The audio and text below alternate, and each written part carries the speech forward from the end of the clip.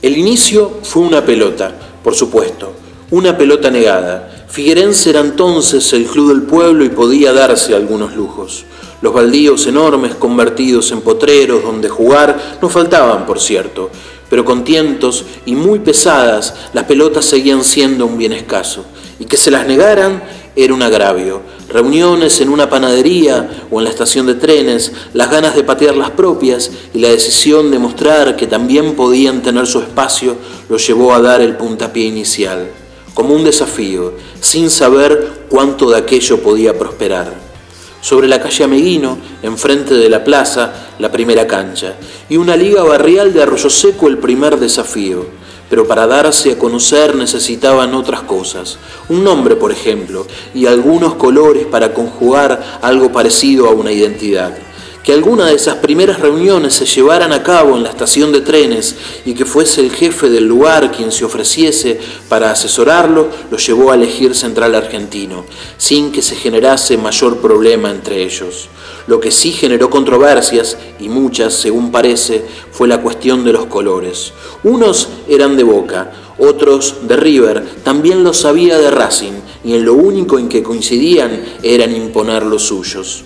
Una propuesta trajo la calma, buscar en la tabla de posiciones del torneo profesional quien se ubicase último y tomar esa camiseta como insignia. Gimnasia y Esgrima de La Plata, decía la revista El Gráfico de esa semana, y se convirtió en una temprana prenda de unidad.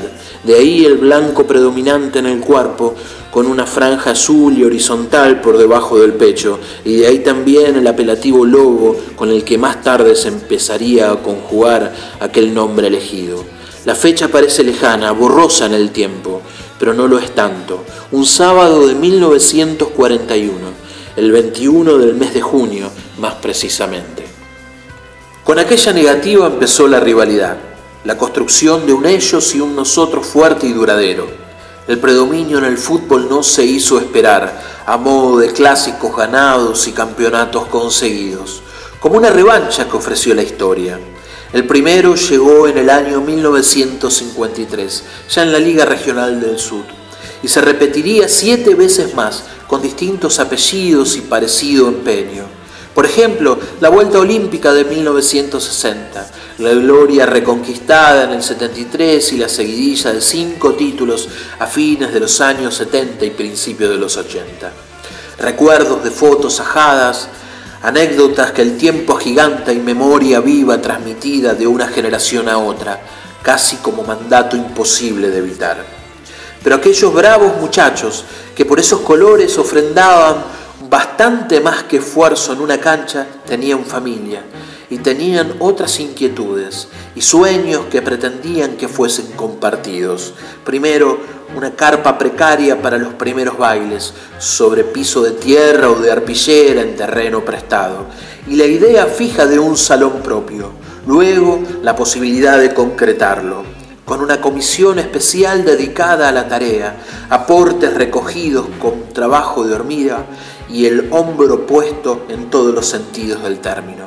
Una pedrada dejó demasiadas huellas cuando aún no estaba concluida la tarea, pero no golpeó los ánimos, y luego de 7 años el techo coronó de alguna manera lo que aquellos buenos cimientos habían presagiado.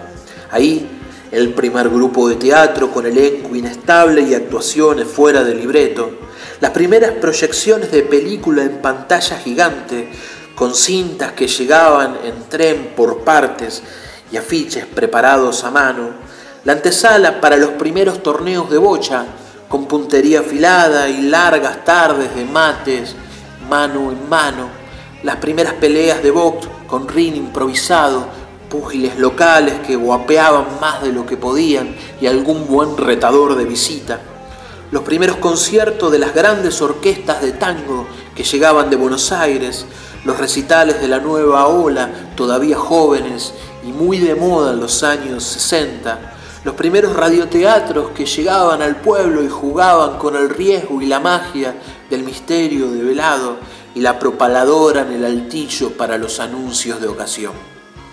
El gran salto llegaría con la adquisición de un terreno en las afueras del pueblo, cerca de la cerámica, camino al río. El club tenía sus canchas en terrenos del ferrocarril, donde se hizo fuerte y festejó sus campeonatos, pero con la incomodidad de lo provisorio, con el temor a lo imprevisto, con fuerte anclaje desde lo afectivo, eso sí, aunque sin poder echar raíces definitivas por esa condición de tierra prestada, y de pronto esas 5 hectáreas disponibles a modo de oportunidad. 750.000 pesos de la época era su precio, y la imposibilidad de juntar ese dinero un obstáculo. Pero su valor no podía medirse en moneda de uso corriente, y otra vez el ingenio para volver posible aquello que no lo era. La idea del loteo de una porción del terreno en 36 parcelas para comprar con ese dinero el resto abrió el camino, contrarreloj y antes de lo previsto. Una pista de karting trazó un destino durante un tiempo, hasta que ese circuito fue pileta de natación, quincho con buffet de usos múltiples, parque arbolado con sombra creciente y canchas varias para orgullos diversos. Una pequeña de fútbol primero, otra más grande con vestuarios y tribuna luego, para reemplazar aquellas otras en los terrenos del ferrocarril. Y las de vóley, tenis o pádel más tarde, para los veranos de colonias de vacaciones, parrillero y asados. Ya por entonces aquello era simplemente el camping y un orgullo que pronto trascendió las fronteras mismas del pueblo. Por cierto, eso no quitó motivos para que el club también fuese una mesa de chinchón en la sede por las noches, ni impidió el desarrollo de otras actividades en el viejo y remozado salón de fiestas, del patín artístico, perseverante como pocas actividades, al hockey sobre césped en formación permanente, de las danzas contemporáneas a las artes marciales. Más bien, todo lo contrario, permitió generar un sentido de pertenencia arraigado, bien profundo, que se entrelaza ahora con el estadio cubierto y la propiedad definitiva de aquellos terrenos que siempre supimos propios. Antes, cuando nuestros antecesores gritaban por aquel joven y entusiasta central, y en momentos en que lo hacemos nosotros, ahora por este viejo y glorioso central.